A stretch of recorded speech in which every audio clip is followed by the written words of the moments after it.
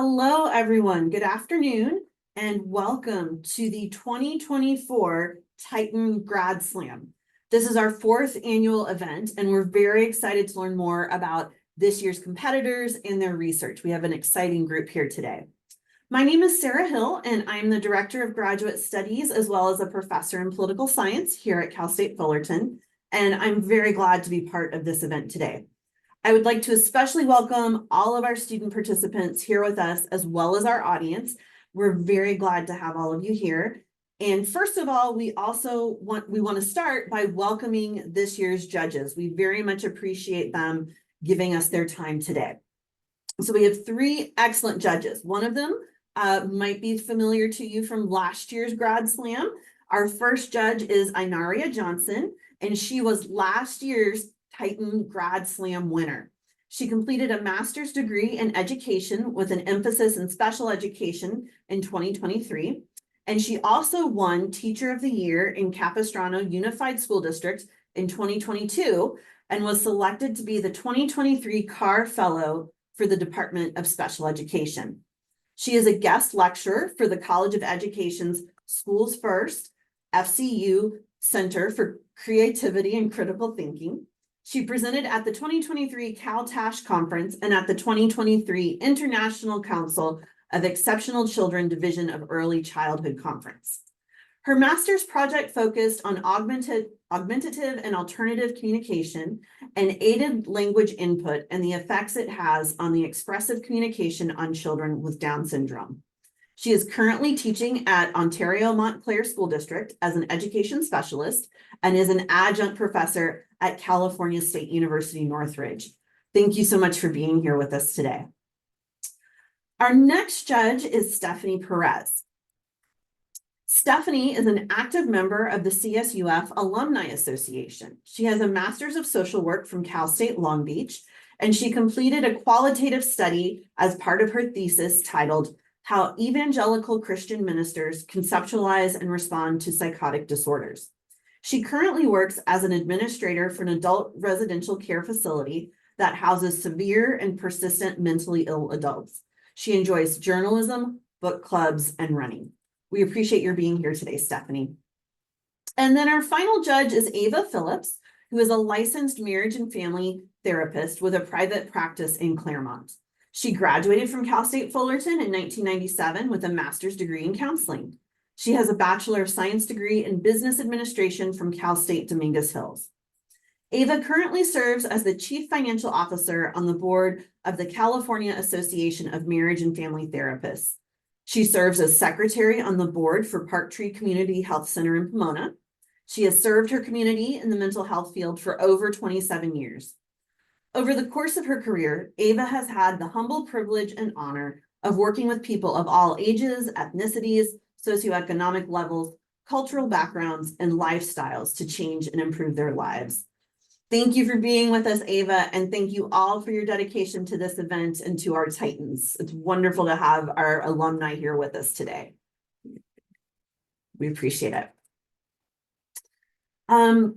So next, I would like to introduce you to our Executive Director for Graduate Studies. That's Amy Nelson, and she has a few words to share with us. Thank you so much, Dr. Hill. Welcome, everyone. I'm so excited to be here with you today.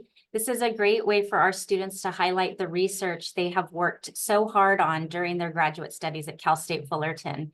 We have incredibly talented students on our campus, so prepare to be impressed by all of them.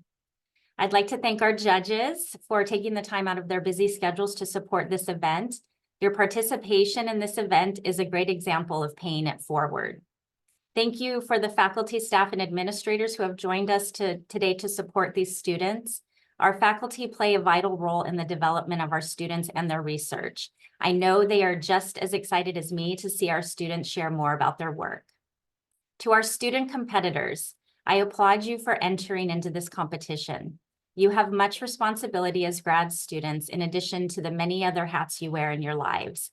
The research you have chosen to focus on has the ability to positively influence your field of study and the communities in which you will or currently work. This is just one step in your journey. I encourage you to continue sharing your work and push the boundaries of your subject area for the better. You are and will always be Titans. Continue to reach higher and push others to do the same. Congratulations on your accomplishments so far. And I'm really excited to hear your presentation. So I am now going to turn it back over to Dr. Hill to go over the guidelines of the Grad Slam competition. Yes, thank you, Amy. So first, I'd like to remind everyone, including our competitors, to please turn off your cameras and mute your microphones so that we don't distract our contestants during the presentations. Thank you so much for your help with that. The way that Grad Slam works is each of our participants are allowed to use one slide to complement their presentation. Participants will be judged based on their ability to successfully engage a non-specialist audience while communicating key details about their research in 3 minutes or less. Students, competitors, when it's your turn, you may turn on your camera and microphone. I'll introduce you. You will have a 5-second countdown. You'll hear it beeping, and then you may begin your presentation for up to 3 minutes. Afterwards, while the judges tally their scores, Amy will chat with the students to learn a little more about them and their research. Please note that that conversation after the 3-minute presentation has no influence on the scoring. And finally, we know you all would like to cheer on our wonderful students. However, we're going to keep the chat closed, and we ask that you please be respectful to all of our participants and refrain from using any reactions during the presentation. You may use the reactions after a presentation is fully complete. So again, please keep your cameras and microphones off. Thank you so much. We don't want to distract our participants. After all of the students have presented, the judges will submit their scores and we will announce the winners.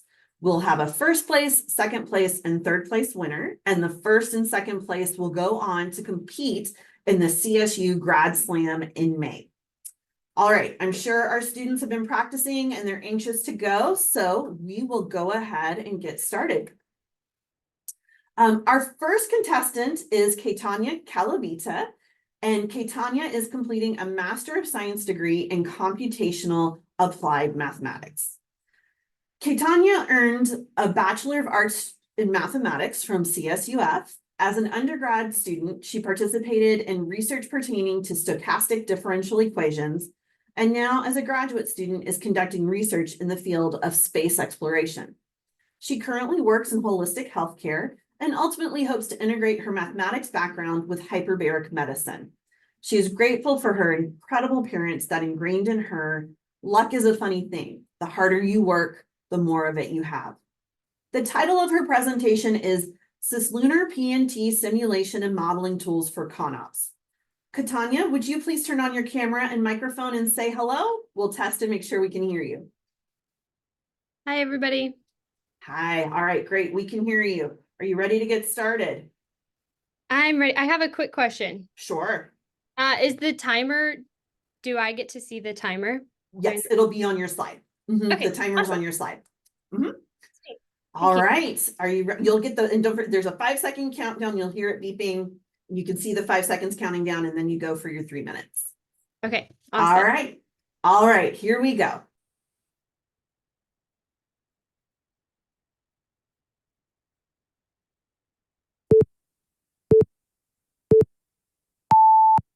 Hi, I'm Caitanya. Thank you for being here. I'm super excited to have this opportunity because I have some awesome stuff to share with you. Let's take a look. For the second time in history, the United States is involved in a space race. The objective this time, to explore the dark side of the moon. In the last year, several countries have launched lunar farside missions that have failed. They've failed because once the lunar rover lands on the dark side, the team on Earth is unable to locate it. Their big mistake is not having a good understanding of PNT, position, navigation, and timing. Ever wonder why Siri is so smart when you ask her for directions? She's communicating with our GPS system to gather your position, navigation, and timing at all times. Nothing like this exists at the moon. Yet, the US's solution is to build a dedicated cislunar PNT to be able to communicate with a future dark side rover. In other words, the moon's very own GPS system. This plan was passed as an executive initiative, and our part in this national initiative focuses on creating an operable and cost-effective strategy. Our approach is to leverage our allied Earth orbiting satellite systems, including GPS, Galileo, and QZSS, to gather the PNT of this future lunar orbiting satellite system. We looked at the minimum requirements needed to build this moon orbiting system with a focus on two different things. One, a field of view. Can our lunar satellite systems see and communicate with our Earth infrastructure? And two, what kind of communication equipment is necessary for these lunar satellites to be a success? Our approach is to launch 10 satellites on the L2 Lagrange point orbiting the moon. We chose this L2 halo because it provides coverage for the dark side of the moon. Figure 1 shows how we used our Earth satellites to decipher how well our lunar satellites could absorb power radiated from our Earth satellites. It also verifies that all 10 of our lunar satellites are able to view and communicate with our GPS, Galileo, and QZSS. Figure 2 and 3 shows that at a minimum, there will be 4 satellites that are in view for our lunar satellites. And our margins, complete with hardware specifications, are above the minimum threshold that we need to determine the PNT of these lunar satellites. Our research concludes that a cislunar PNT system is not only possible, but will allow the United States to communicate with a rover on the dark side of the moon, and for the second time in history, to win the space race. And the next time you need to ask Siri for directions on the moon, she won't skip a beat. Thank you.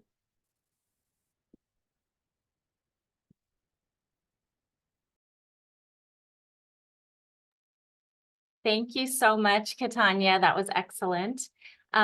While we allow our judges to take the next couple of minutes to finalize their scoring, I'm going to just ask you a few questions. And once you're ready, if you could sort of give me a thumbs up or send me a note in the chat to let me know you're ready to let the next contestant go.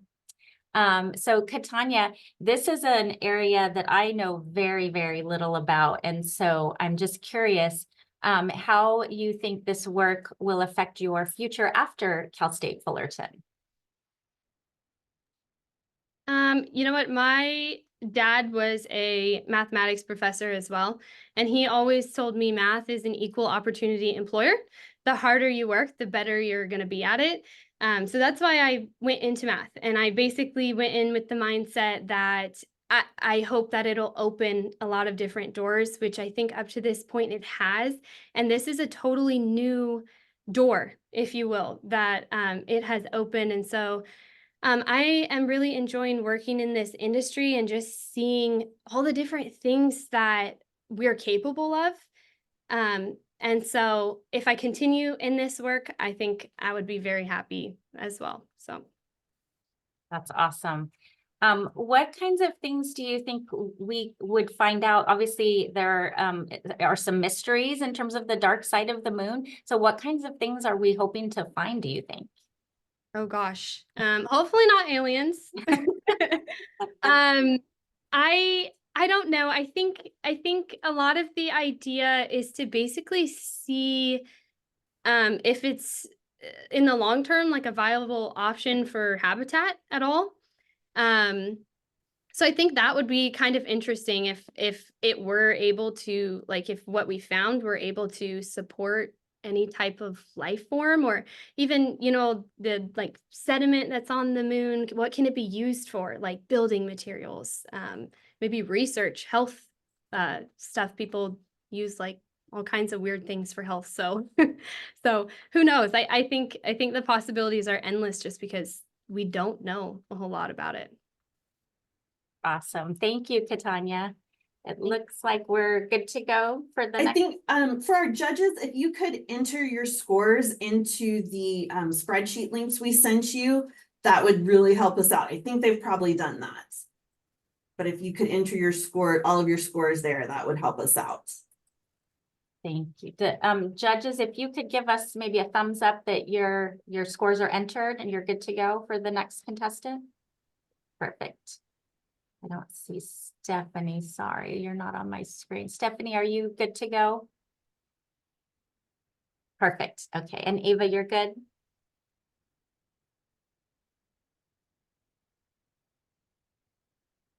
Can you hear us, Ava?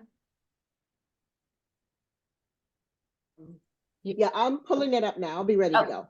Okay, Okay. perfect. All Thank right. you so much, everyone. All right. Thank you. Our next contestant is Jacob Castaneda. Jacob is completing a Master of Science degree in Transformative Teaching in Secondary Education. Jacob is a high school teacher in Rialto and has earned a Bachelor of Science degree in Biological Sciences and a single subject teaching credential from the University of California, Irvine. Jacob's subject areas include the living earth, chemistry, environmental sciences, and advanced placement biology. Jacob is Rialto High School's Science Department representative for their school's Innovative Education Committee, which plans instructional focuses for the entire school. For the last few years, their goal has been to implement reading and writing across all curriculums and content areas.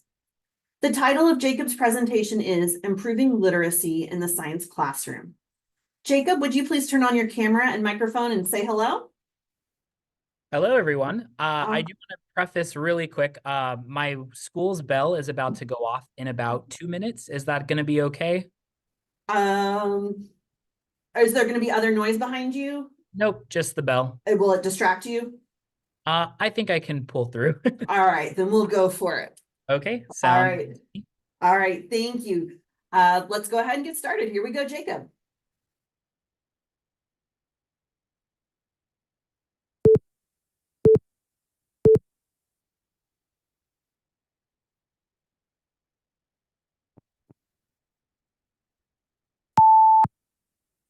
Hi, everyone. My name is Jacob Castaneda, and as mentioned, I am a science teacher out in San Bernardino County.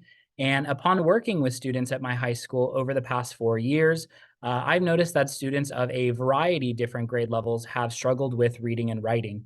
And so my research this year has focused on how to help educators improve their use of literacy education, more specifically in the science classroom. To begin, I'll mention that these issues surrounding literacy in the United States are not new. And as early as 1990, there has been a documented decline in the literacy levels of American young adults. And so, in response to this literacy decline, the Education Resources Information Center in 1993 had created a list of goals for the country to meet by the end of the millennium. And while there was progress made towards these goals, it was explained that as a nation, we were still falling short.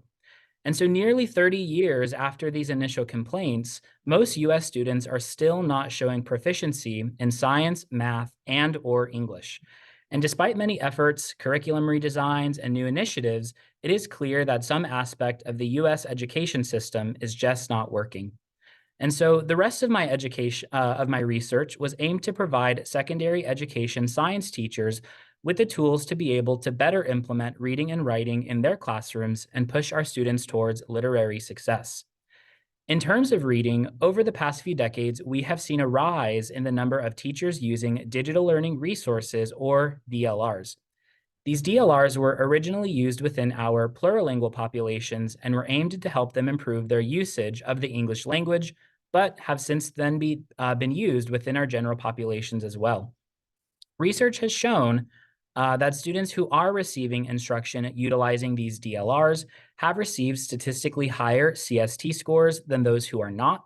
And some examples of these DLRs used in the study, and that I have also personally used in my K-12 classroom as well, are Actively Learn, Achieve 3000, and CK-12. It is also noted that to encourage more active reading and digesting difficult material, in-text annotations and reflective writing can also be a great resource. In conjunction with reading, writing also has the potential to help students comprehend different class material. Writing in the classroom allows students to explore and make connections between newfound and pre-existing information and ideas. There are many tools that can allow for students to have writing opportunities in the science classroom. For example, there can be include the use of entrance and exit tickets, claim evidence reasoning or CER responses, one-pagers, and factional writing, which tasks students with creating a blend of fictional writing supported by factual evidence or factual information.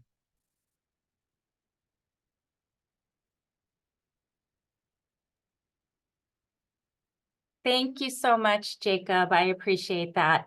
I'm so sorry that I don't know if the timer was working from what you can see, but I seem to have a technical glitch going on, but I appreciate your. I was timing myself too. Okay, good. Thank you. I have a timer on my phone now, just in case that happens again. So I appreciate that. But thank you so much. That was a great presentation. I'm going to go ahead and ask you just a few questions now as our judges tally their scores again. And again, judges, if you could give me your thumbs up when you're ready to go. Obviously you are in the classroom now. So could you give us maybe some specific examples of how you've used some of what you've learned in your classroom if you are on the day-to-day? Sure. So as mentioned, I typically have started to include a lot of literacy-based education in the classroom, just because I primarily, there's the bell I was talking about, primarily do teach, ninth grade students, so just coming from middle school.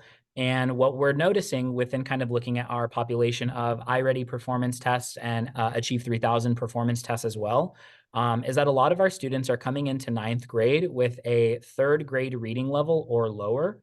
And so a lot of what I have started to use is, instead of per se teaching students to learn to read, more so using reading as an opportunity to facilitate learning in the classroom. And so in addition to our normal notes, activities, lab explorations, I have also started producing or providing my students with articles just so that they have the ability to read that information again, just as another modality of obtaining information, but more so using it to also provide them with reflective opportunities, writing opportunities, just to assess how well they're able to comprehend the knowledge. And over time, I have noticed an increase in my own students' literacy levels based on the end of semester one iReady exam we had given. So there's already been an increase, which is amazing. That's fantastic. Great example. Thank you so much for sharing that. And thank you for your presentation. I think our judges are ready, and we're going to move on to the next contestant. Perfect. Great. Thank you all so much. Our next contestant is Ashley Jubb. Ashley is completing a Master of Science degree in Computational Applied Mathematics. Ashley earned a bachelor's degree in Physiology and Neuroscience at the University of California, San Diego. After a short career in pharmaceutical research, she decided to pursue her passion for mathematics. She currently works as a data analyst in the School of Nursing at the University of California, Irvine, studying healthcare delivery models. She hopes to use her education to further her career working with data in a research capacity. In her free time, Ashley enjoys running, cycling, crocheting, and knitting. The title of Ashley's presentation is Machine Learning Techniques for Location Estimate of a Lunar Rover. Ashley, would you please turn on your camera and microphone and say hello? Hi, everyone. Great, we can hear you. You ready to go? As ready as I'll ever be. All right, here you go. Let's go, Ashley.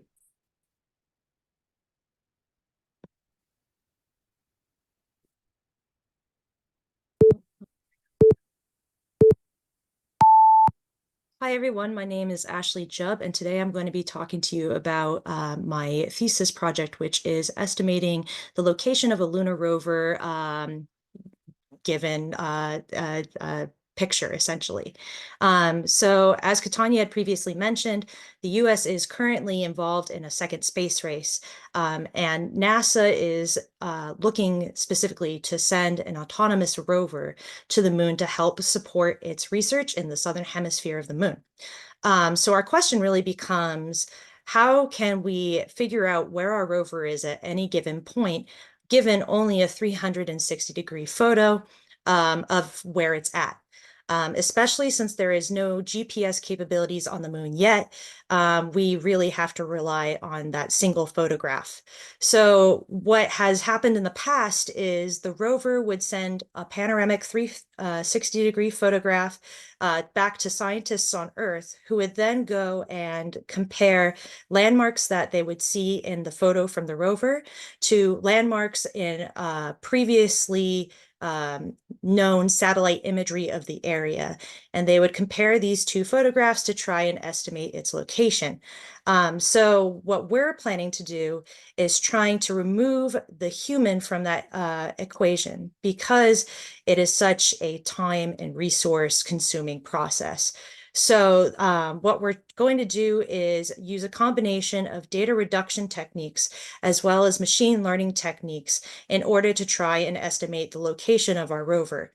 So we've partnered with JPL to kind of try to solve this problem, and they've provided us a very small subset of data that includes a little over 92,000 different panoramic photos, as well as their locations. So what we've done with these photos is we've kind of flattened them to give ourselves a graph of its topographical data, so the features that you see within the photograph. And so our data reduction techniques work to try to see if we can reduce those 360 points within our graph to something smaller, so maybe like 8 or 9 different points.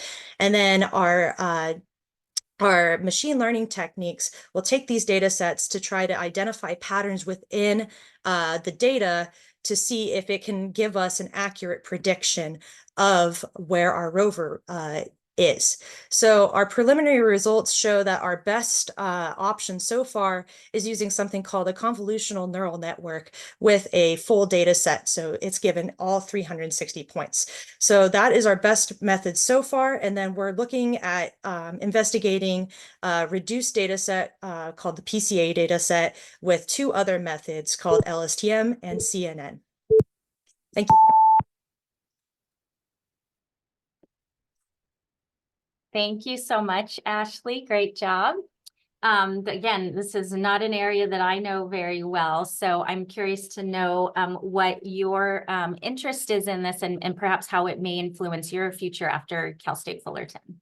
Honestly, I really never thought I was going to be working with space kind of problems because my background is really heavily in healthcare and pharmaceutical research. So I just really enjoy learning about new problems in general. And so this has kind of opened up a door similar to Catania for research like this. So I never really thought I would be looking at space, but it's really cool. And it's been a big learning curve, but it's been fruitful for sure. That's awesome. And was there any piece of data that you found that was kind of shocking in a way? Um, Honestly, it was just the size of the data set. It's hard to explain. This has been a really, really big project, but basically our data set is just basically maybe like a couple square miles or kilometers of a small crater on the moon. And so like the idea of having to use these methods to map the entire moon, so the size of the problem is really kind of the most surprising thing to think about for me. Interesting. That's fantastic. I can't even imagine the kind of data you have to sort of comb through to get the information you found. So thank you so much for sharing. Thank you. Our judges are ready to go. Think so. We're going to head on to our next contestant, who is Jason King. Jason is completing a Master of Science degree in Environmental Engineering. Jason is a project manager with the U.S. Army Corps of Engineers. He was born and raised in Southern California. After graduating from Pasadena High School, he pursued a career in the U.S. Army. During his tenure in the military, he found his love of environmental engineering and made it his career after retiring from military service. He took advantage of the educational benefits provided by the military and earned a bachelor's degree in mathematics and a master's degree in engineering management. When COVID hit, he again found an opportunity to expand his educational and career opportunities to pursue another master's degree, this time in environmental engineering. His presentation is titled Homeless Water. Jason, would you please turn on your camera and microphone and say hello? Hello. Great, we can hear you. You ready to go? I am. All right, great. Go ahead, Jason. Okay, I guess the timer started. Hi, my name is Jason King, and I am representing the College of the College of Computer Science and Engineering. And as an engineer, one thing that we focus on is clean water. And initially, my research was going to be on the water cycle that's shown in the upper right quadrant of this slide. However, one day I came across a small encampment, and within this encampment was a 5-gallon water jug. And then I realized something. Homeless people do not have access to the water cycle like everyone else does. So I focused my research on something else. I focused on answering one question: how do homeless people get water? I started by reaching out to the subject matter experts. I reached out to the homeless response team here in Olympia, Washington, and they were able to show me how homeless people at one encampment gets water as they supplied it, and shown in the lower left quadrant in the picture there. I also did numerous interviews and asked that same question, but got numerous different answers. But one thing was the same: getting water is very difficult. So why is this significant? Because water is essential. We need water to survive. 3 days without water can be fatal. We need water to cleanse the waste out of our system through urination. Another thing about water is it's easily accessible for those that's in the water cycle. Right now, everyone watching this video probably has water within arm's reach, but that's not the case for the homeless. So think about this.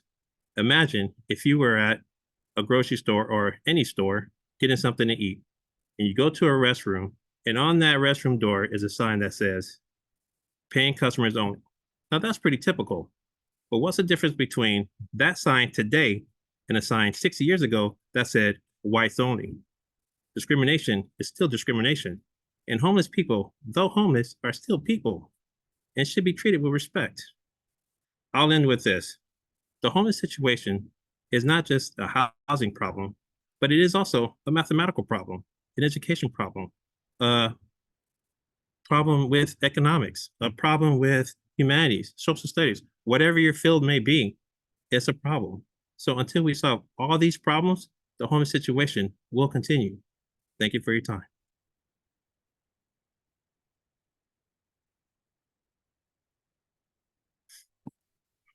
Sorry about that. Thank you so much, Jason. That was great. And I can definitely see how this would impact a lot of different areas. I'm just curious what has this influenced maybe what you will do with your degree once you graduate? Maybe, maybe not. I don't know. There's still a lot to determine with what's at graduate. So we'll see what happens. Oops. Is there data that you plan to share with any groups, or maybe hope to present to make an impact in communities for the homeless? Well, that's the thing. And that's why I said it's also a mathematical problem, because doing the research, I found that the numbers are skewed and I get different numbers. So even though on the bottom it says homeless rates are 2%, if I look other places, that number is different. Same with the San Francisco, Los Angeles, etc. So what are the real numbers? What is the real data? I don't know. Do you plan to continue any of this research maybe and see if we could find a solution? Maybe. Once again, I don't know what's going to happen after graduation, so we'll see. Well, thank you very much, Jason. It looks like You're our welcome. judges are done scoring, and we will move on to our next contestant. All right, thank you. All right. Our next competitor is Moyunika Pulapali. Moyunika is completing a Master of Science degree in computer science. Moyunika is passionate about leveraging technology to solve real-world problems. With a keen interest in data science, she strives to make meaningful contributions to her career. Currently, her research focus is on ethics in artificial intelligence and machine learning. She was inspired by a movie and decided to do research in this particular topic, and is eager to continue exploring new frontiers in computer science. The title of her presentation is Ensuring Ethical Development and Deployment of AI and ML Technologies. Moyunika, would you please turn on your camera and microphone and say hello? Hi, can you Hi. hear me? We can hear you. You're good to go. You ready? Yeah, I'm ready. All right, here we go.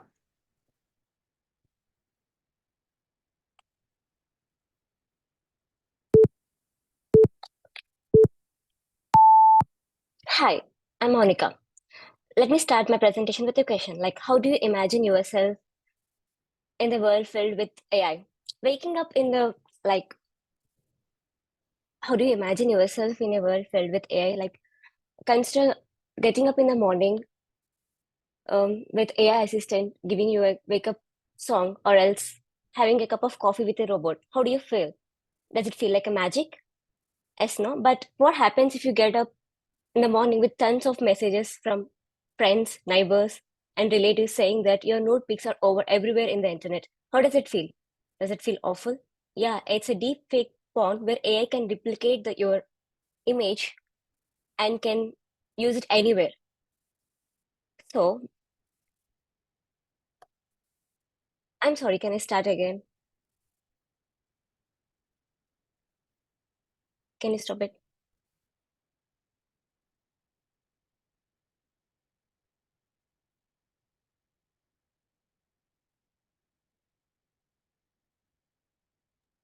Can you start where you left off?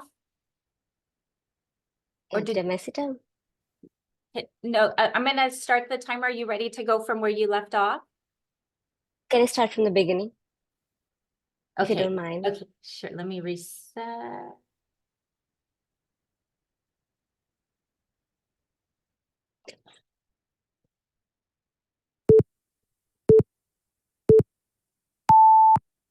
Hi, this is Monica. Like, how do you imagine yourself in a world filled with AI? Consider getting up in the morning with Google Assistant giving you a wake up song and saying, "Good morning," and also having a cup of coffee with a robot. How do you feel? Does it feel like a magic? But what happens if you wake up with tons of messages from neighbors, friends saying that your images, your nude images are everywhere? How does it feel? It feels very awful, right? It's a deep fake porn where AI can use your image and can use it anywhere. That's why, so I would suggest using considering ethical issues in artificial intelligence. Like, beyond science fiction, where AI missions are taking over the world like Terminator and society being perfect, there are some notes. I'm sorry, I'm feeling. That's okay, take a deep breath. Do you have your script in front of you? No, I'm just. Okay, just take a deep breath and think Yeah. about what you're gonna say, and we'll start from where you left off, okay? Yeah. Okay, keep going. Yes.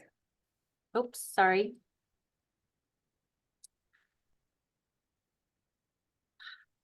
So sorry. I was trying to start from where you left off, but you had about a minute and a half left, okay? Okay, yeah. Okay. I'm gonna time you here. Go ahead. Okay. So, consider the ethical issues in artificial intelligence, like artificial stupidity. How can we guard against mistakes? So, there is Tesla, driverless car. So, if Tesla met with an accident, whom should we blame? The person sitting in a car, or else the company who made this car? It's tough to point out the person who made the mistake, right? And consider robot rights. How do we define the human treatment of AI? Like robots, uh, if imagine robots are doing the same thing like humans, do you consider humans, do we need to consider robot as humans as well?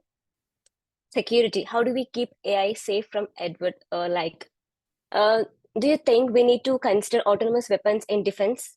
Racist robots means like, do you think AI will be fair and neutral to all human beings, humanity? And evil genius, like, do you think AI will not be against us in the future if we implement AI without ethical guidelines? So my question is it possible to develop an AI technology that will never cause an ethical concern? Yes, we can build an ethical AI. It's because, see, there is always a bad actors build, who wants to destroy society. But it's our responsibility to build a solid protection at the early stage of development. Consider 40 years ago, we started building the PCs for us. So we didn't build PCs with an intention of using it. Monica, I'm sorry, that was 3 minutes. We have to stop you there. I'm so sorry. Yeah, that's fine. Thank you so much for your presentation. I'm going to just ask you a few questions while our judges tally their scores. I was just curious, you mentioned this research was influenced by a movie you watched. What was that movie and how did it influence you? Yeah, it's a robo movie. It's like there is a scientist who started uh, building a robot at the beginning with an intention, like he wants to create a good society with an intention. He built that robot, but someone misused it and they have given a wrong chip to the robot. So, and it started destroying the world instead of creating a new world. So that's how I was inspired from that movie, and I decided to implement ethical AI. Interesting. Obviously, AI is beginning to very quickly influence many parts of our world.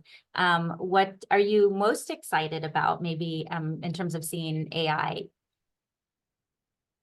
Most excited. It's like you can see that there is a girl in the PPT, like there is a girl sitting beside the robot and having a cup of coffee. So I'm imagining a future with a robot like that. Interesting. It's probably going to be here before we know it, but to be continued, I guess. So it looks like our judges are done scoring. So thank you so much, Monica. We will move on to our Yeah. next contestant. Yes. Right. Our next competitor is Timothy Rupiper. Timothy is completing a Master of Science degree in Transformative Teaching in Secondary Education. Timothy is a 5th grade teacher in the Los Angeles Unified School District. He is passionate about education and believes classrooms should be spaces to heal community while using critical and culturally sustaining teaching methods. He received his Bachelor of Arts degree in elementary education from Humboldt State University and is from the San Francisco Bay Area. The title of his presentation is Interrogating the System, a closer look at the cause and effect of teacher burnout and where we go from here. Timothy, would you please turn on your camera and microphone and say hello? Hello, hello. Great, we can hear you. Are you ready to go? Yes. All right, here you go.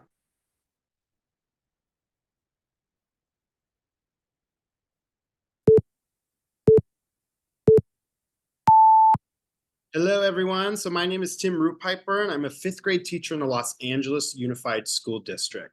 So as a teacher, the research I was looking at directly affects my profession and is a problem within the United States. So there's a staggering statistic that almost half of newer teachers will leave the profession within their first 5 years. So this is the future teachers of our country leaving because of a myriad of reasons, whether it's lack of support from administration and families, whether it's high stress amounts, student behaviors, feelings of isolation, and lack of community. Those are some of the biggest things that newer teachers experience that result to this burnout and leaving of the field. So this is caused by not only those things, but there's some gaps in our experiences from when we're in our teacher preparation programs to when we begin our jobs as teachers.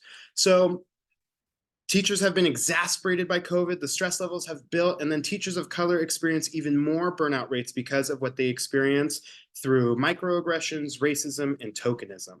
So I was looking at all this and wondering, what can we do to stay positive, to stay good in a system that we cannot change overnight? So teaching as a whole, the education system cannot be changed tomorrow. It's something that we have to live in. So while we live in it, why not thrive instead of just trying to claw our ways through? So one of the biggest things we can do on campuses is have teacher mentor programs. So that means having an experienced teacher who is willing to accept a newer teacher to then guide through the process. So that takes away that feeling of isolation and starts building community that then trickles down into our student population.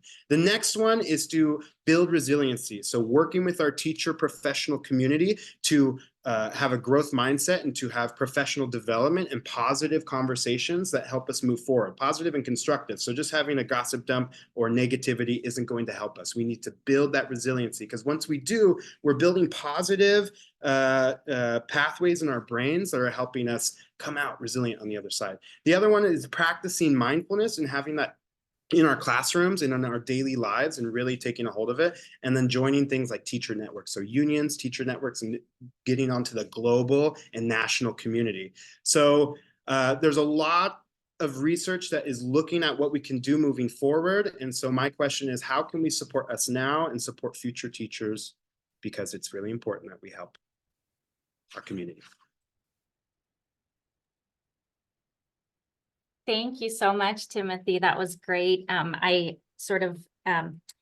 Education is near and dear to my heart. My previous job was in the College of Education at Cal State Fullerton, so I'm excited to see your research. And am more familiar with this than lunar rovers. Not to say that they're not as important, but this is exciting to see. And I'm excited to see your positive spin on the data. Because yes, we can focus on the negative, but we still have things that we can do about this. So how has this research maybe affected your role as a teacher in the classroom? I myself feel like I've gone through a transformative experience just doing this research, because like you said, there's so much negative, and I was really focused on a lot of the negative. So it took a lot of time for me to really kind of like chip away at everything to get to the positive aspect. And so then every day while I'm teaching, it's like every second I'm thinking, okay, am I having mindfulness right now? Am I actually practicing? Have I had water? Am I breathing? If I'm, raising my voice too much, do I just need to come center and just be quiet, So like stuff like that, I'm really doing it. And then even talking to my colleagues of just kind of their experiences and everything that's going on, I'm starting to feel like, okay, I'm seeing this in my day-to-day, and I'm starting to see this in my colleagues. So it's kind of great to be able to actually take this and put it to use versus feeling like, oh my gosh, this is going to be years from now, I'm never going to see this change. So that's been really wonderful for me. That's awesome. And what do you, if you had advice maybe for new teachers, and actually maybe even teachers with a little more experience in terms of supporting incoming teachers? I think that's the hard part, right? Because you get into the field and you just have to go, right? There's not a whole lot of time for some of these other things, who can think about being mindful when you've got 30 kids in your classroom, right? So what would you ask of teachers in the field? Well, teachers in the field, I guess, people who are here now, just have open arms and try to create that community, because that's what we need. And especially for the teachers coming in, to just feel embraced and feel that they have a place to go and someone to talk to and listen to, because that can make a world of difference. In these teacher mentor programs, that's part of it, is just having that person who can just kind of like, hey, come on in, come talk, let's chat. And so that's the biggest thing I think I could ever suggest to people with even more experience than me.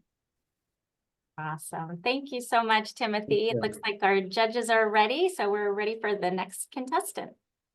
Great.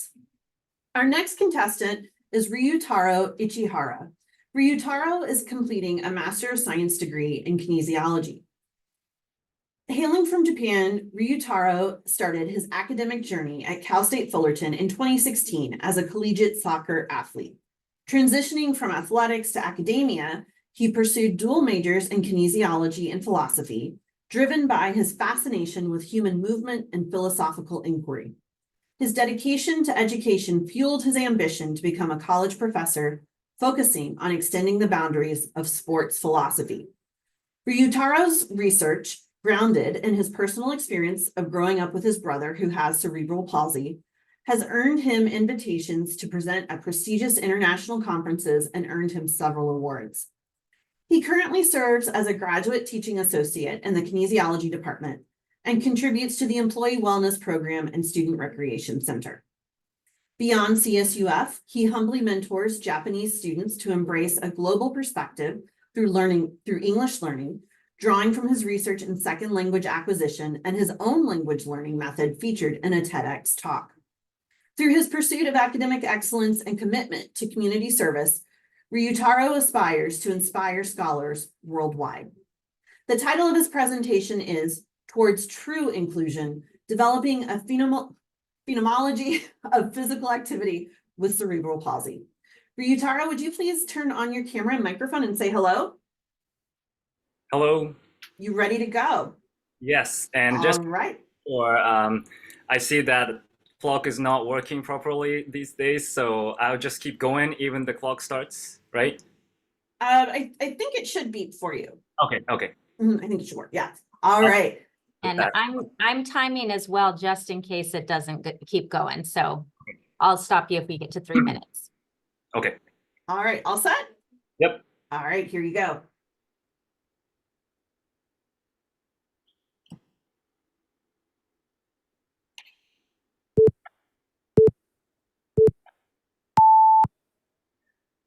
What is it like not to be able to freely control your arms and legs?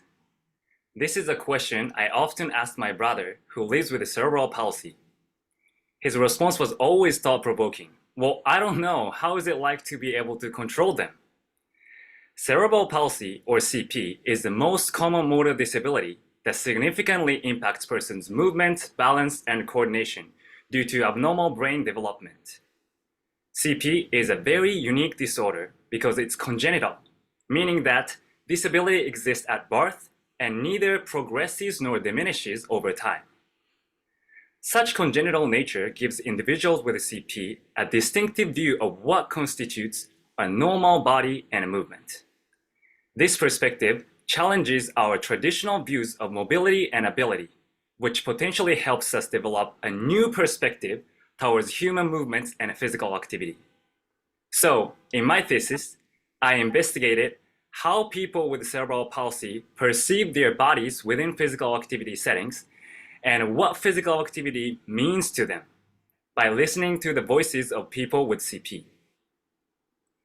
My research findings revealed that many individuals with CP often perceive their body as somewhat alien or foreign to them due to uncontrollability of their limbs. For example, one participant noted that he often talks to or yells at his legs because his legs always don't do what he wants to do. However, this sense of alienation is paradoxically normal for them, as they have never experienced their bodies differently. One participant expressed, "I tell people I was born completely normal because this is all I've ever known." This profound insight into their daily experiences challenges our conventional understanding of normal physical activity and illustrates the vast diversity of human capabilities. The congenital nature of CP often leads to unique movement patterns that expand norms of physical activity. For instance, my brother has adopted a distinctive galloping crawl, which looks a little bit different from traditional crawling. He, along with other participants, explained that striving for correct movements can lead to even more tension and awkwardness. Their experience suggests that physical activity should not be a practice to correct a movement, but rather is an opportunity for us to communicate with our body to find our own style of movement. These insights not only significantly enhance our understanding of CP, but also revolutionize our approach to physical activity. By embracing the aspect of physical activity as bodily exploration, we can truly respect and appreciate all kinds of movements. Thank you so much. That was a great presentation. Thank you so much. Thank you. I am curious, I love your perspective again, similar to the previous contestant, the shift in perspective about this role and how we can better frame the work with folks who might have cerebral palsy. And I'm curious if you plan to continue doing this kind of work when you graduate and what maybe your goals are in terms of bringing this to maybe more mainstream practice in the field.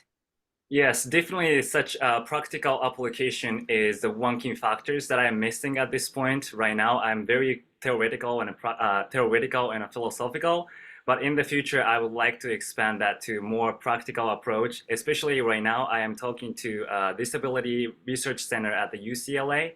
So hopefully I will continue my education or at least get involved in the research project in the research lab or disability research lab at UCLA and see how the future entails for me. That's amazing. That sounds like a wonderful opportunity. And maybe I'm curious how this research has affected how you are able to assist your brother. My brother and I have being close but not really talking to each other. But throughout this topic and throughout this research, I've got more chance to talk to him more occasionally, more often, since our time difference is very weird. But because of this research, we talk a little bit more about his experience. I want to get more insights from him and trying to find the path, like what we can do to spread his words and kind of like helping other people with disability and also changing the normal perspective of people without disability so that everyone has more inclusive society at the end of the day. That's wonderful. Thank you so much, Ryutaro. It looks like our judges are done scoring, so we're ready for our final contestant. Yes, thank you. Our final contestant is Ruben Huang. Ruben is completing a Master of Science degree in Transformative Teaching in Secondary Education. Ruben is a second-generation Korean American who grew up in the Los Angeles and Orange County region. She currently works in a middle school setting as a mathematics teacher. When she isn't teaching, she enjoys cafes for a nice cup of iced coffee, no matter how cold the weather, and rewatching Brooklyn Nine-Nine or Community with her husband. The title of her presentation is Supporting and Sustaining Early Career Educators, My Asian American Perspective and Experience. Ruben, would you please turn on your camera and microphone and say hello? Hi, hello. Is my microphone working? Yeah, great. We can hear you. Wonderful. Are you ready to go? I mean, as ready as I'll ever be. I understand. All right, well, here we go. Okay. I'm going to also start my own timer just in case.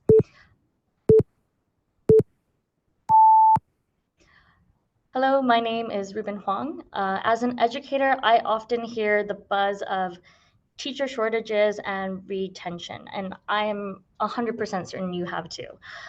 Therefore, I decided to research what factors go into teacher retention, along with the focus of Asian American educator recruitment. As a Korean American educator, there have often been times I was the only one in the room. In the state of California, where I grew up and currently work, 12% of the student population are Asian American, whereas only 6% of the educator population is Asian American. I personally didn't interact with another Korean teacher until I was a junior of my high school, when I was in high school. I recall meeting many teachers who've come from generations of educators. This might not be the case among Asian American community. Therefore, I looked into factors that affect that decision for Asian Americans to choose education as a profession. I found that there are parental and financial influences that prevent Asian Americans from choosing education as a profession. Therefore, once they are in that profession, furthermore, once they are in that profession, there is a unique pull of cultures as we often have to navigate also stereotypes that other educators might not need to. So I believe that knowing these factors ahead of time allow us to know how to regard the Asian American teaching community. This consideration will allow us to be more inclusive and attentive to our population amongst our educators. Furthermore, each unique voice brought into the classroom allows for opportunities for our students to broaden their horizon in our global society. Thank you.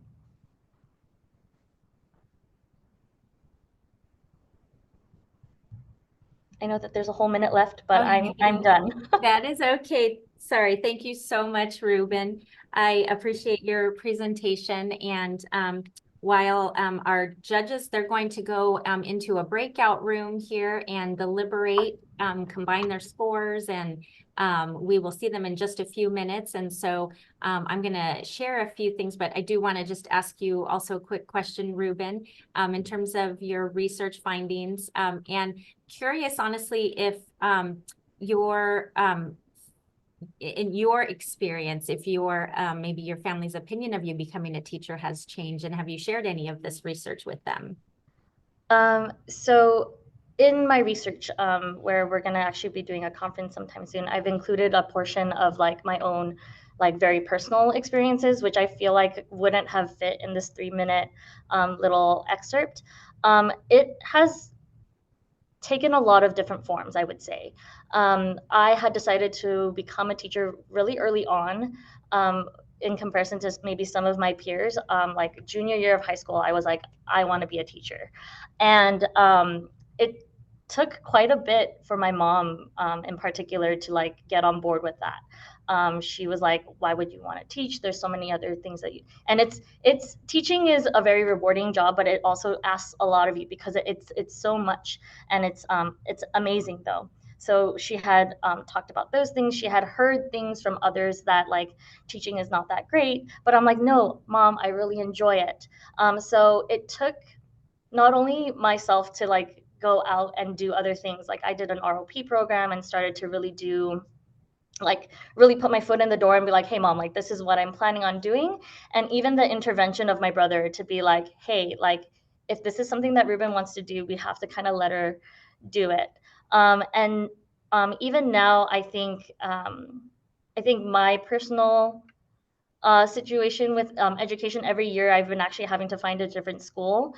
So my mom still has a little bit of like, I wish things were easier. We came from Korea. I wanted things to look differently, yet it's a unique struggle that I've been dealing with that I've been personally enjoying. I mean, the classroom is something that being able to really interact with the next generation is something unique to teaching that I don't think other professions actually have the same type of opportunity. So it's been great, but it's been an uphill battle. Thank you so much for sharing that, Ruben. And thank you to all of our competitors today. I learned a few things myself, and I'm just really impressed by the caliber of our students at Cal State Fullerton. And so our judges are off in a breakout room deliberating right now, and so we'll hear from them in just a few moments. But while I have a little bit of time with you all, I do want to remind our contestants that our top two winners, our first and second place winners, are going to move on to the statewide Grad Slam, which is a competition of all 23 Cal State campuses, each campus forward on their top winners from their campus competitions. And so that's our CSU Grad Slam, very similar format at their 3-minute presentations from students to share their research, just as you did today. So 2 of you will get to do that on May 3rd on a statewide level, which is very exciting. That's on May 3rd. In just a couple of weeks. It is a longer version of this. It's from 10 a.m. to 2 p.m. We will post more details about that on our website and of course let you all know when that is. And you're welcome to join and sit in and root for your CSUF peers. So we're excited for that competition coming up very soon. This year's host is Cal State Long Beach. So we rotate who hosts it each year, but it is a virtual event. It is not at Cal State Long Beach. So more details to come on that. I will provide, if you'd like to read a little bit more about it, I do have a website I'm going to put here in the chat for you if you are interested in learning more. So take a look at that. And then next, we also, in honor of the research theme today, I would like to remind everyone that next week is Research Week at Cal State Fullerton. If you haven't heard about it yet, also want to share a little bit of information with you all about that, as you all are researchers and have lots of good information to share. So I'm also going to put that in the chat for you all. There's a lovely website that you can take a look at and learn more about what events are happening on campus next week. That's just a small screenshot of the event. So there's a whole week. That's just the first 3 days. But just definitely feel free to participate in any of those events as you can. There's an undergraduate research event at that during the week, and I would encourage you all to attend if you can and kind of interact with the undergraduate students. I think research can be very intimidating, especially for undergraduate students, and obviously there are lots of different ways to impact your subject and your field of study. And so the more that we continue to do that, I think the better we will make this world. And so encouraging undergraduates to continue to do their research and move on into grad school as you all have done and continued on doing research is very exciting. So we also have a little bit of information to share about, in case you aren't aware, we do have a graduate study center here on campus. And so I just wanted to remind you all of that. We are actually moving. I don't know if you all know, we are currently located in the Langsdorff Hall building on the second floor around the corner from the Career Center. But the Graduate Studies Center is actually going to be moving in about a week from tomorrow, actually. So it's moving to the first floor of the library. So I wanted to make that announcement for you here, just in case you weren't aware. And if you do use the space, you're going to want to know where we've relocated. So it is going to be a little bit of a, probably closed down for a little bit of the portion of the 26th, but we will reopen as soon as possible and probably, if not fully open, on the same day by that following Monday. But our hours are typically Monday through Thursday, 10 a.m. to 7 p.m. and then Friday, 10 a.m. to 5 p.m. We encourage all students to go and hang out. It's a great space to just relax in between classes or rest if you need or study. There's kitchen space as well if you need a microwave. We have all of that in the center, and it will be in our new location as well. We also provide writing appointments. So obviously, as grad students, you guys know there's a lot of writing involved in the work that you do, whether you're doing a project or a thesis or just in your coursework in the program.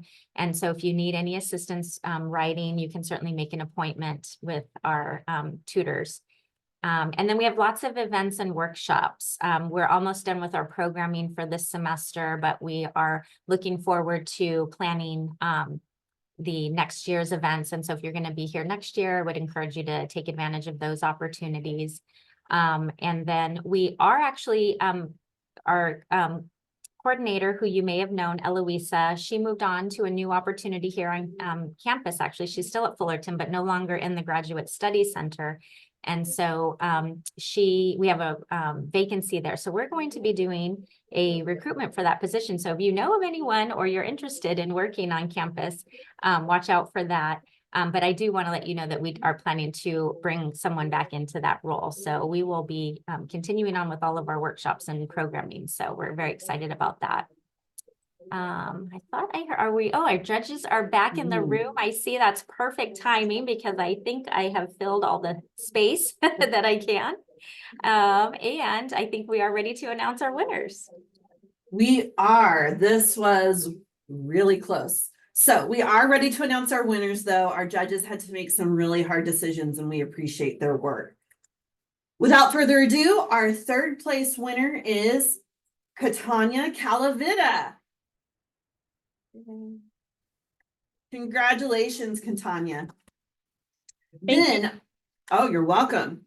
Our second place winner is Timothy Rupiper. Congratulations. And then our first place winner is Ryutaro Ichihara. Congratulations.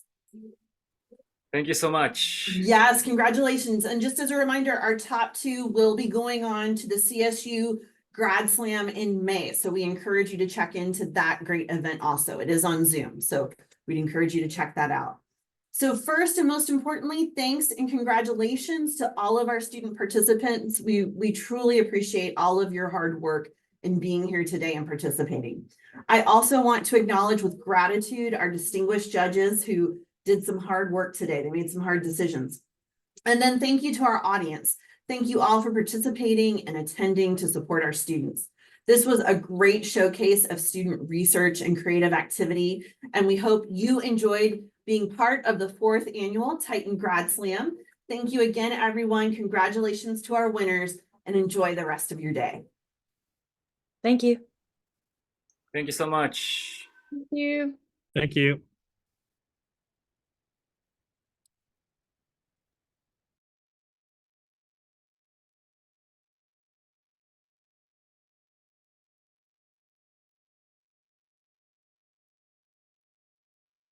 Thank you. Thank you so much. That was tough, so thank you. We appreciate it. That was a tough one.